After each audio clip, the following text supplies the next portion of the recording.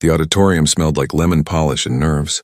Rows of polished uniforms gleamed under golden light, each crease sharp, each button perfect. And then in the back row stood the girl who didn't belong. Her name was Maya Carter, the scholarship kid, the girl who came from the wrong side of the city, the part where buses rattled past broken fences and grocery stores locked up. Behind steel bars at sundown, let's see what the scholarship girl can do, a boy's voice called out from the front. Laughter followed like a spark catching dry grass. The voice belonged to Ethan Ross, the golden boy of Hillcrest Academy. His friends leaned forward, phones already lifted, hungry for humiliation. Someone tossed her the microphone. It spun through the air, flashing silver before landing square in her palm. Maya froze. The cold metal stung her skin, heavy with the weight of every sneer in the room. The laughter swelled. The spotlight searched through the dark rows and found her, standing there, clutching the mic like a lifeline. "Go on, dear," said Miss Jennings, the event coordinator, her voice tight but polite. "We're waiting." Every step Maya took toward the stage echoed. The marble floor betrayed her, and squeak, pause, squeak, each sound announcing her poverty. Every whisper sliced through the air. "Look at her shoes. Did you see that jacket? She's shaking." When she reached the steps, Ethan leaned toward his girlfriend and muttered just loud enough for Maya to hear. This should be hilarious. Maya's stomach twisted. She looked at the rows of perfect faces, their eyes bright with expectation, not to be inspired, but to be entertained at her expense. The spotlight hit her face like heat from an open oven. For a moment, she forgot how to breathe. The mic trembled in her hand. The room grew still. A boy in the third row coughed on purpose, and the sound cracked through the silence like thunder. A wave of muffled laughter followed, and then something changed. Behind Maya's wide, frightened eyes, a spark flickered. Not anger, not pride, something older, something like fire that had been waiting too long. Her fingers tightened around the microphone. Her heart steadied. Her mind went back to that morning, before the laughter, before the polished uniforms. The alarm had gone off at 5 a.m. sharp. Maya had reached out from under a threadbare blanket, silencing it before it woke her grandmother. The room was small, just big enough for a twin bed, a dresser, and a cracked mirror that leaned against the wall. In the kitchen, the single light bulb buzzed weakly. She lined up her grandmother's pill bottles one by one, the plastic rattling softly. "Morning, baby," her grandmother said, shuffling in, wearing her faded blue robe. Her voice was thin, but her smile tried to stay strong. "Take these with breakfast, Nana," Maya reminded her, sliding a piece of toast across the counter. Her grandmother's hands trembled as she reached for the pills, veins showing beneath paper-thin skin. "You don't have to do all this before school, sweetheart." "I do," Maya said simply. "You took care of me. Now it's my turn." Outside, the bus sighed to a stop. She pressed her forehead to the cool window as it rolled past graffiti walls and flickering streetlights. The city changed outside. Cracked pavement turned to tree-lined avenues, and the bus pulled up to the stone gates of Hillcrest Academy. The contrast was jarring. Inside, she was a ghost among glass and gold. Students swept past her like water around a rock, never touching, never seeing. By mid-morning, she'd earned an A on an essay. Her English teacher had praised her analysis, in the same flat tone one might use to compliment good handwriting. Behind her, someone whispered, "She still sounds ghetto when she talks." Maya didn't react, but her fingers pressed so hard into her pencil that it nearly snapped. That afternoon, she escaped to the one place that felt like home, the Community Arts Center downtown. The old wooden floors hummed with bass from a speaker that had seen better days. A crowd gathered, snapping fingers, waiting for the next performer. The host grinned. "And now give it up for Midnight Echo." Cheers erupted. Maya stepped onto the small stage, the smell of fried food and paint filling the air. Here, her thrift store jacket didn't matter. Her skin didn't stand out. Her voice did. She opened her mother's old notebook. Leather cracked and pages full of poems written in two different handwritings. One elegant, one still learning. When she began to speak, her voice flowed like rhythm and thunder combined. The crowd fell silent, drawn into the cadence, the truth, the raw pulse of every word she spoke. Here she wasn't the scholarship girl. She was power. She was freedom. She was Maya Carter, the girl who turned pain into poetry, and as the applause roared, she smiled, but only for a second. Because even at the height of that moment, a shadow of fear crept in. The same nightmare that came every night. She was back on that auditorium stage, the microphone in hand, her mouth open. But no sound came out. The laughter echoed endlessly. She woke up gasping. The sound of her own heartbeat drowned everything else. The next morning, a new flyer appeared on the school bulletin board. Voices of Tomorrow. Poetry competition. $50,000 scholarship. The crowd of students buzzed with excitement. Maya stood at a distance clutching her backpack strap. $50,000. That could pay her grandmother's medical bills. Maybe even get them out of the apartment that smelled like mold and worry. She almost smiled at the thought, until she heard that same familiar voice. Ethan Ross, don't bother, Carter. That competition's for real poets, not charity cases. His friends laughed. Loud, confident, cruel. And that's when something inside her whispered, maybe it's time they heard you. That night, she found the eviction notice taped to the front door. 30 days to vacate. She stared at it, the letters swimming before her eyes. When her grandmother walked in, she quickly folded it and slipped it into her pocket. Nothing's wrong, she said softly. I've got it handled. Her grandmother didn't believe her.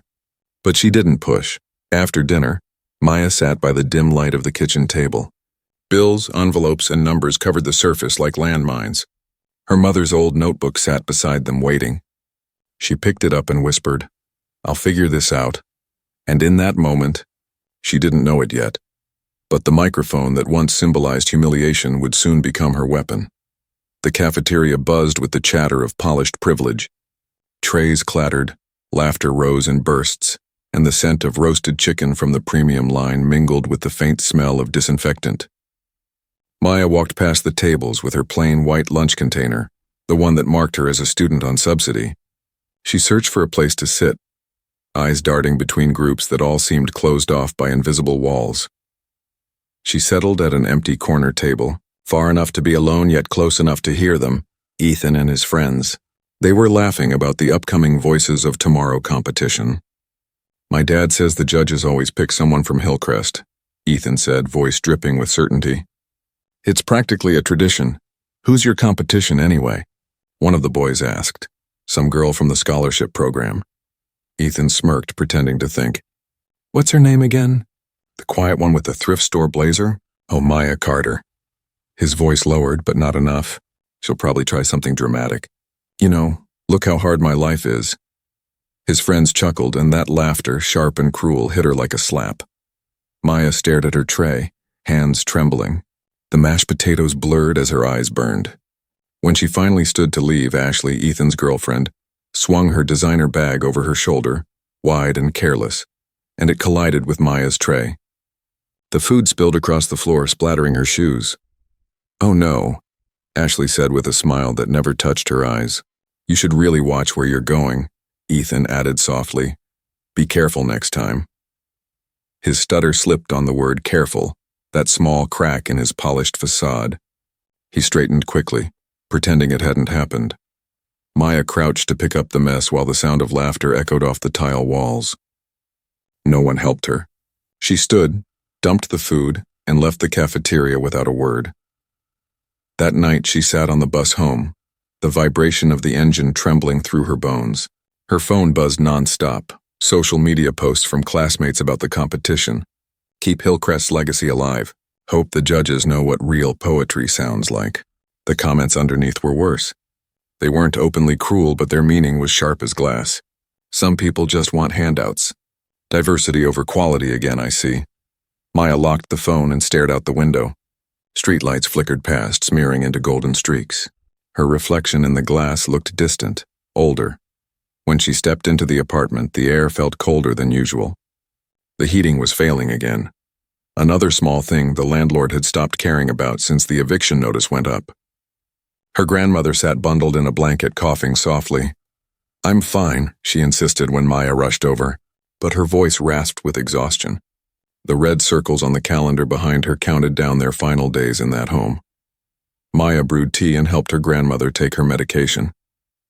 The bills still sat on the table, each one marked final notice. She picked one up, tracing the red stamp with her thumb. The numbers might as well have been another language.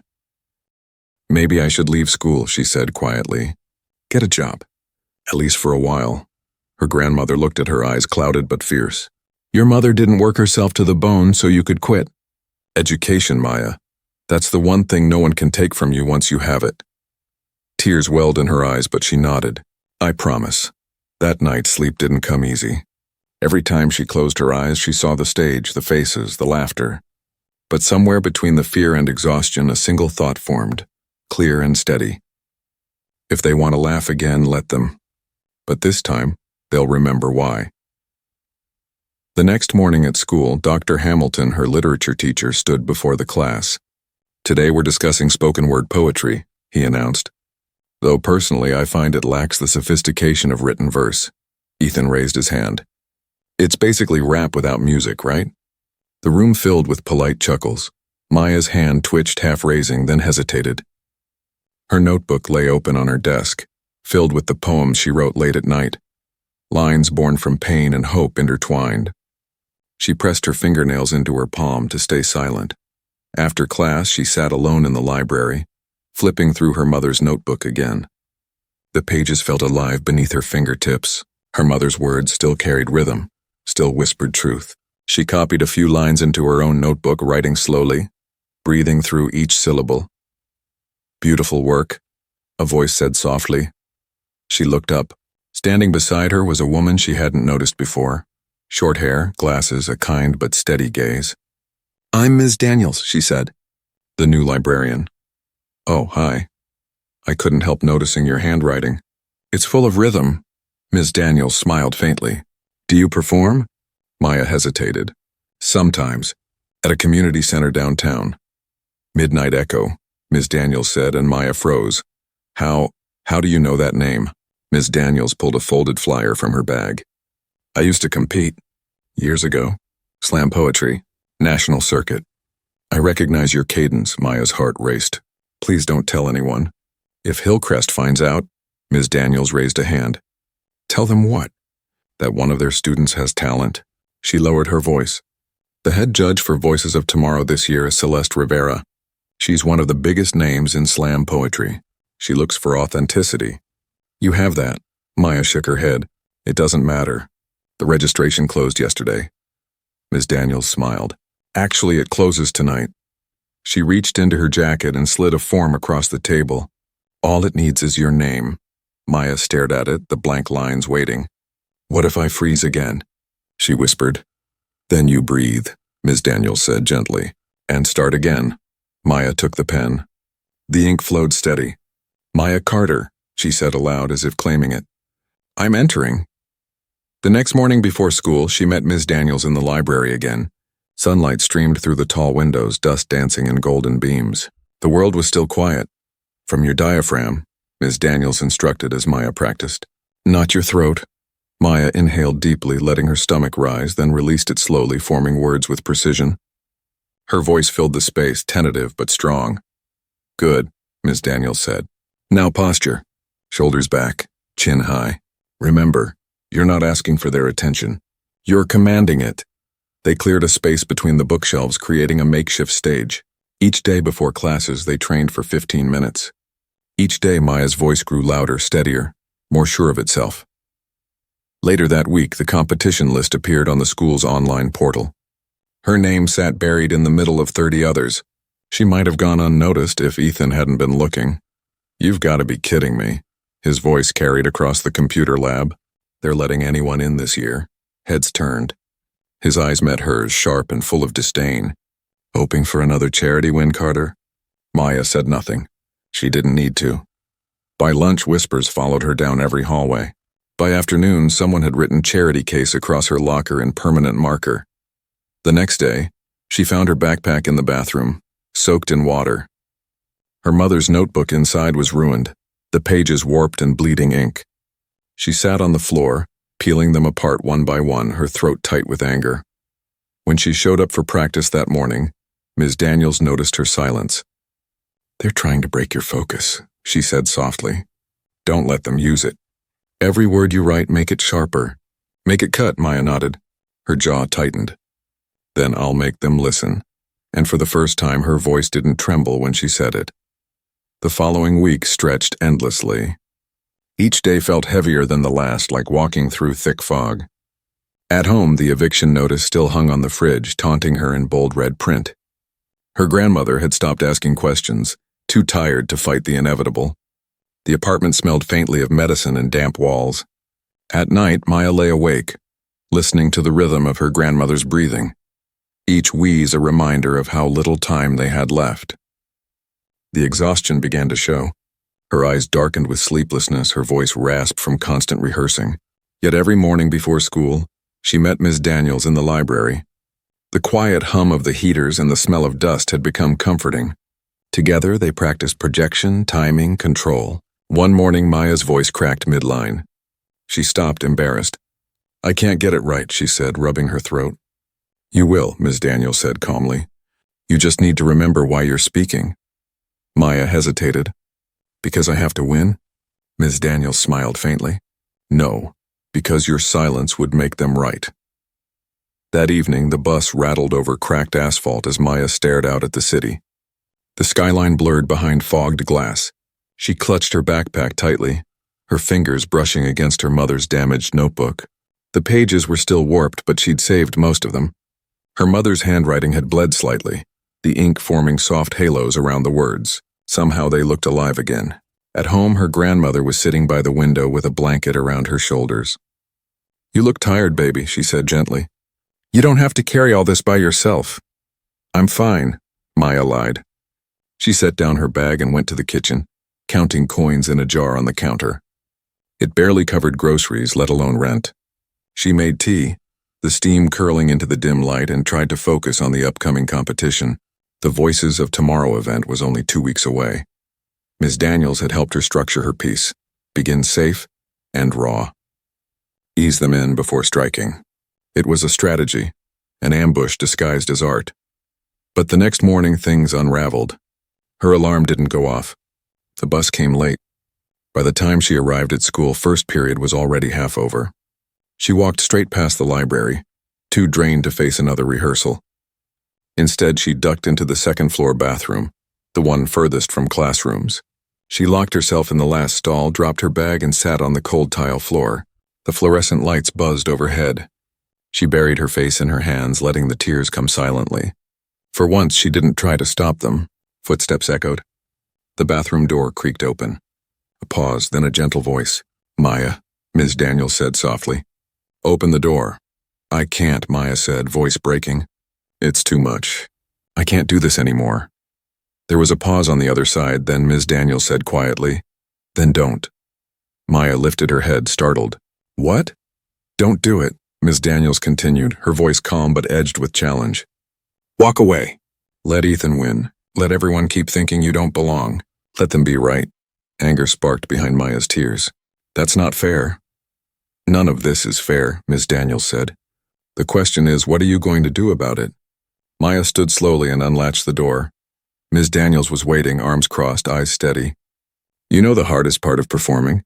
she asked. "It's not the audience. It's not the competition.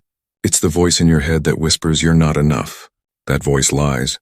The only way to silence it is to speak louder." Maya nodded, swallowing hard. "Then let's get back to work." That evening, they changed the plan.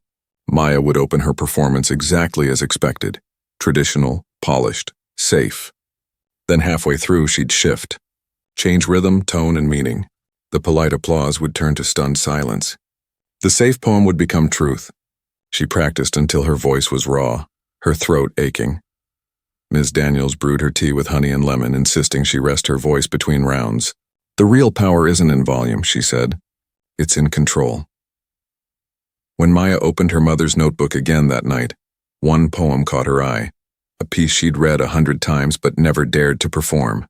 The ink had faded at the edges, but the words still glowed with memory. She ran her finger along the first line and whispered, "This one." The next morning came with frost on the windows and breath visible in the air. Maya woke before dawn, her nerves taut as wire. She dressed slowly, buttoning her uniform jacket, brushing out her curls, and slipping her mother's notebook into her bag. At school, the air buzzed with tension. The competition was only days away, and whispers followed her like a shadow. Some students avoided her entirely. Others stared too long, their expressions unreadable. Ethan, of course, didn't hide his disdain. "Hope you're ready to lose," he said in passing, his smile rehearsed. Maya looked at him for the first time in weeks, meeting his gaze evenly. "We'll see." He blinked, thrown by her calm. Then he laughed, but it sounded thin. That night, the apartment's heating failed completely. Maya could see her breath in the dark. Her grandmother's cough worsened. Every few hours, Maya rose to help her sip water or steady her as she shuffled to the bathroom. By the time morning came, her eyes burned from fatigue. Still, she went to school. Still, she practiced, days blurred. 2 left, then 1. Then the morning of the competition arrived. She stood at the bus stop in her pressed uniform, clutching the notebook tight to her chest. The city stretched before her in gray silence, buildings towering like judges. Her stomach churned, but her hands were steady. When the bus arrived, she climbed aboard, found a seat by the window, and whispered to herself, "It's time." For the first time, she believed it. The cultural center loomed ahead like a cathedral of glass and steel, sunlight glinting off its tall windows. Maya stood outside the entrance, clutching her mother's notebook against her chest. Her reflection wavered in the glass doors, nervous eyes, trembling fingers, and a heart beating so fast it hurt. She could almost hear her grandmother's voice from that morning, soft and steady. "Breathe, baby. You've already won just by walking in." Inside, the lobby hummed with noise and motion. Competitors in crisp suits and flowing dresses rehearsed lines under their breath, clutching printed poems and water bottles. Volunteers hurried past with clipboards. The air smelled like perfume, coffee, and nerves. Maya found a quiet corner and sat down cross-legged, the worn notebook open on her knees. Around her, polished students traded last-minute pep talks, but she stayed silent. Her hands moved over the pages, tracing the lines her mother once wrote. They steadied her more than any speech could. Then she heard it. Ethan's voice. "Look at this year's lineup," he said to his friends. "Hillcrest practically owns this competition. We've got the top 3 poets from last year. And then," his tone sharpened, "well, some charity cases from the city district." His friends laughed politely. Someone murmured, "Diversity looks good on camera." Maya didn't look up. She inhaled through her nose, held it, exhaled slowly. The noise around her faded until all she heard was her own breathing, and the sound of 100 footsteps echoing down the hallway. 15 minutes to curtain, a voice called. "Competitors, please report backstage." The backstage area was chaos, half excitement, half terror. People paced, muttered lines, stretched, or stared at the floor in silence. The faint hum of the audience leaked through the curtains. Maya stood near the wall, clutching her notebook like armor. Ethan walked past in a tailored blazer, every step dripping confidence. He caught her eye and grinned. "Don't worry, Carter. There's always next year." She didn't answer. She didn't need to. When her name was called for the preliminary round, the lights hit her face so hard she almost flinched. The stage stretched before her, vast and bright, the audience a sea of shadows. Somewhere in the front row she thought she saw Ms. Daniels sitting straight and still. She stepped up to the microphone. Her voice, when it came, was calm and clear. "Opportunity," she began, "is a door that stands before us all." Her opening piece was perfectly safe. Traditional structure, polite rhythm, nothing to offend, nothing to excite. She'd written it that way on purpose. The judges nodded along. The applause was mild, respectful. She left the stage quietly, heart still pounding. Ethan performed 3 spots later. His poem about climbing mountains was elegant and hollow, filled with metaphors of excellence and ambition. The audience loved it. Cameras flashed. He walked off stage smiling. When the preliminary scores appeared, Maya barely made the cut. Her name appeared last on the list of 10 finalists. She stared at it until it stopped blurring, then closed her notebook. That was enough. All she needed was a chance. During the intermission, she stood by the drinking fountain, trying to calm the shaking in her hands. Ms. Daniels found her there. "Breathe," she reminded. "You've done the hard part. Now give them truth." Maya nodded. "Truth," she whispered. The second round began. The theater's energy had changed. The crowd was more alive now, hungry for something real. Ethan went third, performing a poem about overcoming his stutter. A perfectly crafted piece, emotional but polished. He ended with a rehearsed pause, the crowd rising in applause. In the wings, Maya waited, heartbeat sinking to the rhythm of her breath. When her turn came, She walked to the center of the stage, the same spot where she had stood hours before. She held the microphone stand, feeling the familiar cool metal against her skin. Opportunity. She began again. The same words, the same tone. The audience relaxed, expecting repetition and then silence. She stopped mid-sentence. The pause stretched long enough to make them shift in their seats. When she spoke again, her voice was different. Lower, steadier, filled with rhythm that carried like a heartbeat through the hall. But some doors, she said, are locked from the inside, and some keys were never made for hands like mine. The change was electric. She stepped away from the microphone stand and began to move, her words flowing faster, building energy with each breath. Her voice grew strong, confident, alive. You talk of tides and currents, but have you ever been pulled under? Have you ever swallowed silence and been told it was dignity? Every word landed like a drumbeat. The audience leaned forward. Even the judges forgot their pens. I am not your shadow. I am the light you tried to dim. I am the sound of all the voices you buried under laughter. When she finished, there was a heartbeat of stillness. Then the sound came, a wave of applause that rolled forward from the back, building into thunder. People stood. Some clapped, some shouted, and for the first time, Maya didn't flinch from the noise. She embraced it. In the wings, Ethan stood frozen. The smirk he'd worn all week slipped from his face. He looked like someone who'd just seen the ground shift under his feet. When the judges returned from their brief deliberation, 3 names were read. Ethan Ross, Maya Carter, and a girl from Eastview High named Lara Chen. The finalists sat backstage. Maya sat against the wall, her notebook on her knees. The hum of the audience filled the air like static. Her phone buzzed nonstop in her bag, messages, tags, clips spreading across social media. Hashtags were already forming, her name climbing into conversations she hadn't even seen yet. 3 minutes to final round. The stage manager's voice sounded distant. Ms. Daniels appeared beside her and placed a hand on her shoulder. Remember, she said quietly, they're not giving you a stage. You're taking it. Maya closed her eyes. Then I'll take it. When her name was called again, she walked to the center of the stage without hesitation. The spotlight found her, and she didn't flinch this time. She slipped off her blazer, revealing the worn t-shirt beneath, the one with the community center logo, its letters faded but proud. The audience murmured. She opened her mother's notebook to the marked page and took a slow breath. My mother wrote this poem, she said softly, the day before she died. I've never read it aloud before tonight. The silence that followed was absolute. They will tell you to be grateful for crumbs when you deserve a feast, she began. They will tell you to whisper when you were born to sing. They will measure your worth with rulers they built to make sure you never reach the top. Her voice carried through the room. Clear, strong, undeniable, but hear me. Your existence is not a debt you owe. Your voice is not a gift they can take back. These things are yours by birth, by blood, by right. A murmur swept through the crowd. People began to rise before she even finished. So when they hand you the microphone thinking you won't know what to do with it, show them you never needed permission to speak. The applause hit like thunder. Every seat emptied. The roar of clapping and shouting filling the hall. Maya stood there, trembling but smiling, her mother's notebook clutched to her heart. She didn't need to hear the results to know. She had already won. The applause went on until it became something larger than sound. It felt like wind moving through her, carrying every word she had spoken into places she could never reach.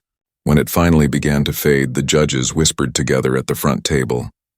The head judge, Celeste Rivera, rose, her silver earrings catching the light. I have been part of this competition for 20 years, she said into the microphone, and I have never seen a performance that reminded me so clearly why this event exists. The crowd hushed. Maya's chest tightened.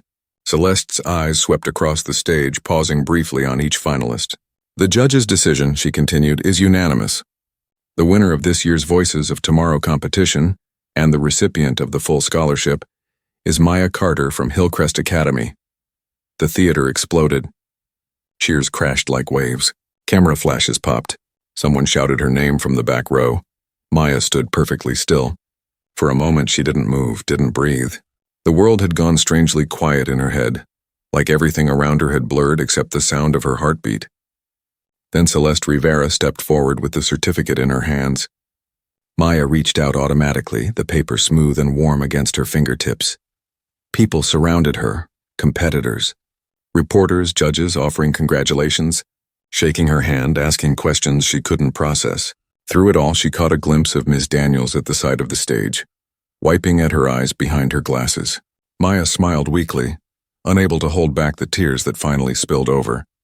When she stepped off stage, Ethan waited. His face was unreadable, the familiar confidence drained away. He extended his hand. "Congratulations," he said.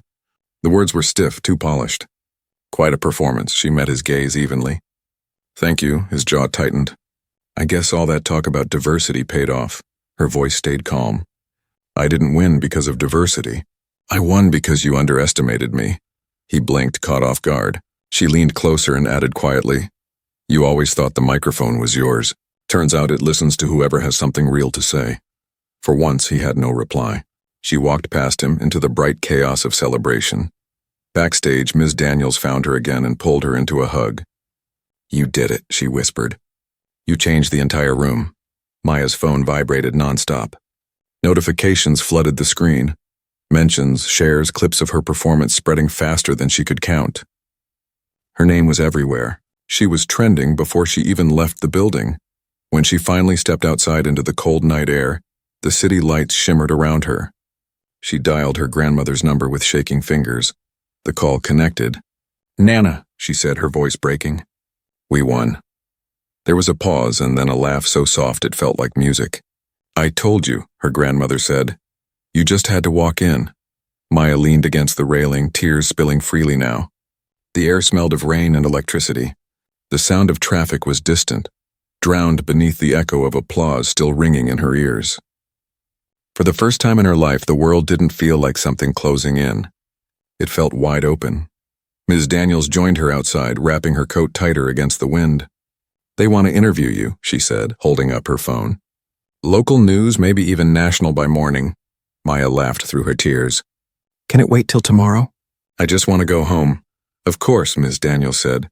"I'll drive." The ride was quiet.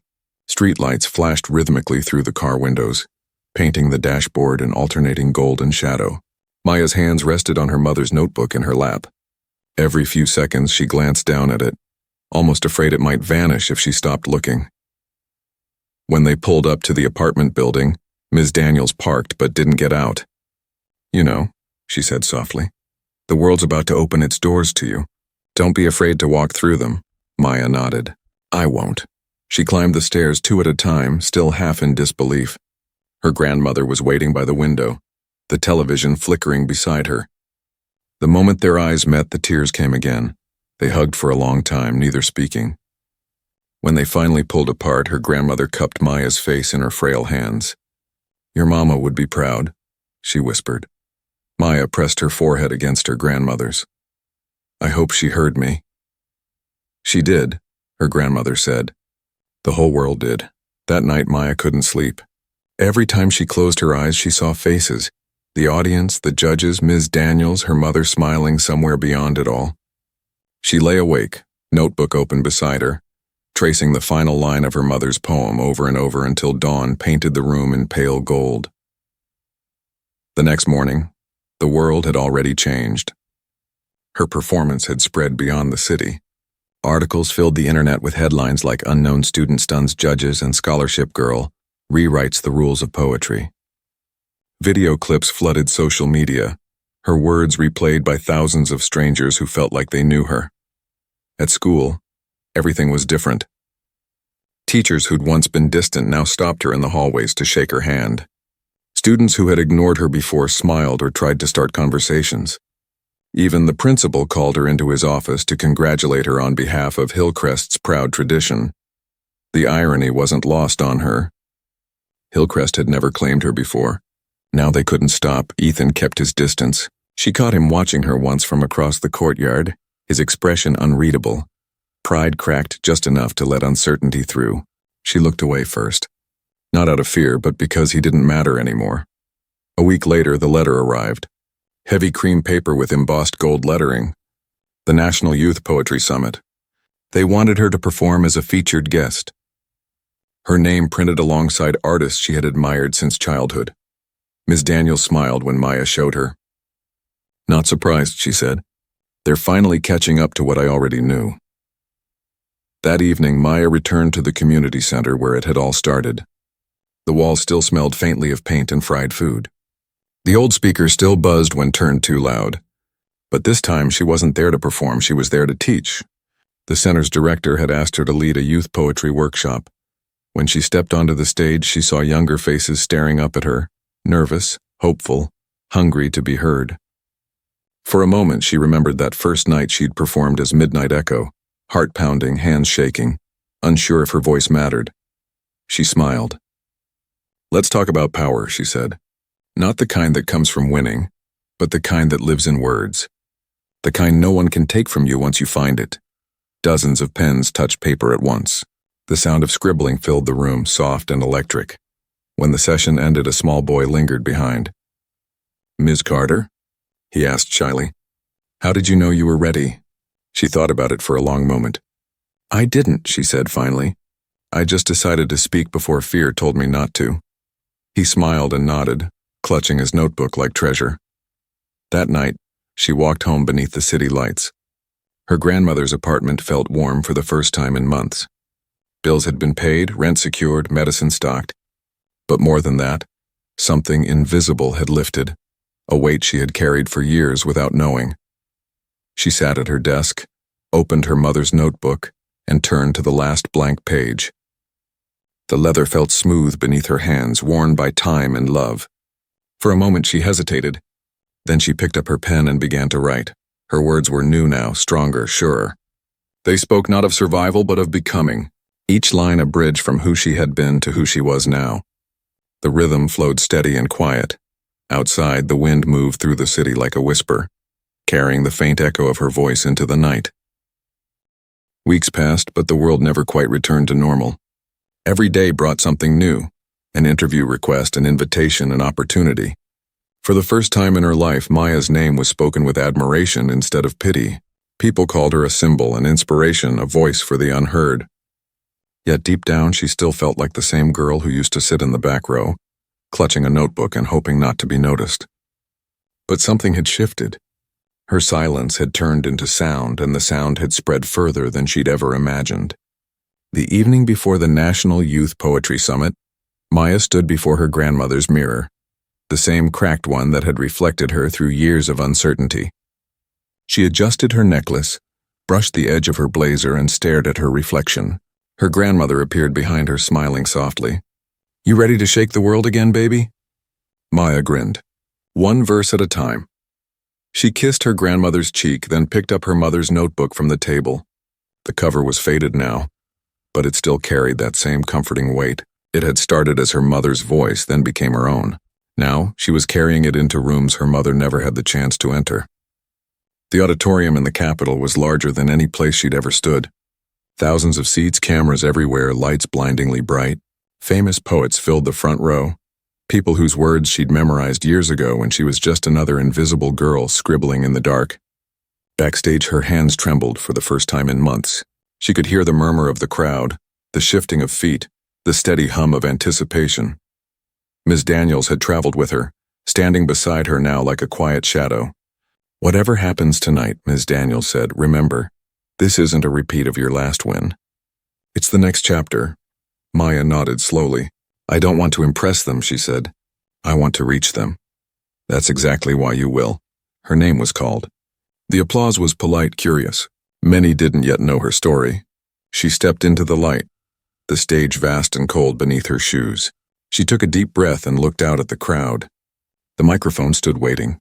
For a heartbeat, she thought about that first day, the laughter, the jeers, the way her hands had shaken. Then she thought about her grandmother's voice, her mother's words, Ms. Daniels' steady guidance. The tremor in her hands vanished. She began softly. "They said my voice was too rough, too small, too loud, too much. They said poetry belonged to those who spoke softly and dressed right. But poetry doesn't belong. It breaks locks. It slips through cracks. It finds the mouths of those who were never meant to be heard." The hall grew quiet, utterly still. She moved closer to the edge of the stage, voice growing stronger. "They tried to shame me for my story, but stories don't fade. They echo, they spread, and every echo finds another heartbeat waiting to remember its own rhythm. The rhythm of her words began to pulse through the crowd. Faces leaned forward, eyes wide. She could feel them, every listener breathing with her, their attention like a tide moving closer. She turned the page in her notebook, her mother's final poem still marked by an old ribbon, the same one she'd read at the first competition. This time her tone was calmer, deeper. They will hand you the microphone, thinking you won't know what to do with it. But this time you don't take it with fear. You take it with fire. Her voice rose, carrying through the hall. Because when you finally understand that no one can give you permission to exist, you stop asking for it. You start living it. The words hung in the air, suspended between silence and heartbeat. For a moment the crowd didn't move. Then came the sound, first one pair of hands, then another, then hundreds, then all. The ovation was thunderous, a wall of applause that hit her like wind. People stood clapping, shouting, crying. She could barely see through her tears. Somewhere in the audience Ms. Daniels stood too, smiling through her own tears. Beside her sat Celeste Rivera, nodding slowly, mouthing a single word. Unforgettable. When Maya left the stage, the noise followed her down the hallway. Reporters were waiting, flashes lighting the air like lightning. She gave a few brief words, thanked the audience, then slipped outside into the cool night. The city stretched before her, alive with sound and light. She walked toward the park across the street and sat on a bench, the old notebook in her lap. She opened it to the last page, blank, untouched. The paper glowed faintly in the lamplight. She picked up her pen and began to write again. Not about pain this time, not about survival, about legacy, about beginnings, about a voice that had once been laughed at and had now become something unstoppable. Her words flowed easily, the lines soft but certain. Somewhere behind her, the auditorium doors opened, spilling laughter and chatter into the street. A few people called her name, but she stayed where she was, writing. The night air was cool against her face, the city's heartbeat steady and familiar. When she finally closed the notebook, she whispered into the quiet, "You were right, Mama. The voice always finds its way home." A soft wind stirred, lifting a strand of her hair. It felt like an answer. She stood and looked back at the building, at the glow spilling from its windows, at the people still clapping long after she'd left the stage. The sound wasn't just applause anymore, it was something else, something larger. It was proof, and for the first time she didn't feel like an outsider looking in. She felt like the world had shifted to make space for her, and she had stepped fully into it. Maya Carter walked down the empty street with her mother's notebook pressed to her heart, the rhythm of her footsteps blending with the city's hum.